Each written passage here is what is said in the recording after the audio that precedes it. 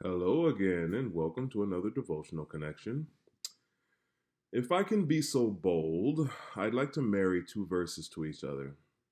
One of them is, don't be anxious about anything, but in every situation, by prayer and petition, with thanksgiving, present your request to God. That's Philippians 4:6. The other one I'd like to marry to it is Matthew 6:34. Therefore, do not worry about tomorrow, for tomorrow will worry about itself. Each day has enough trouble of its own. In this life, we're going to face worry and anxiety. If you find yourself without a care in the world, check your surroundings because you might be on the planet all alone. And even then, you will have a worry or two. One of the worst pieces of advice I have ever been given is to just let it go. I want to thump people upside the head every time they say something like that.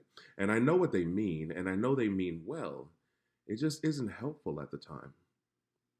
We want our story to have a happy ending. We want those around us to have a happy ending.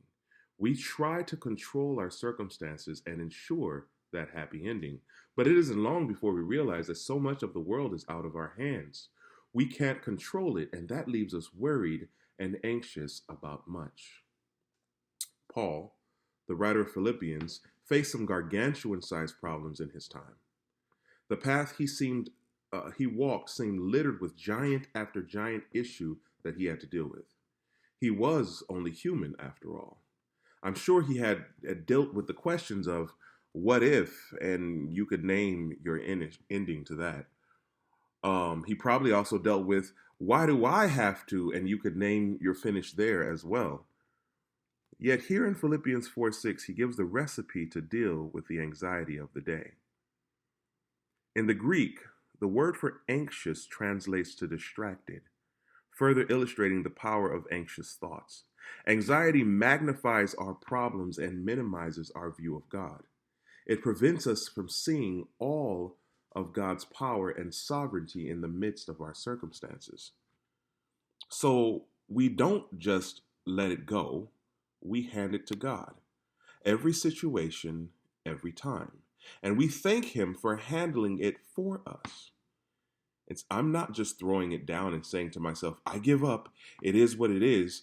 I am instead realizing that I am not in control, but I am in league with the one who is. And whatever He decides to do with it is good enough for me, because He does have the whole world in His hands after all, and I am His child. You marry that with the concept that today is enough for me. I have to leave tomorrow to Him as well.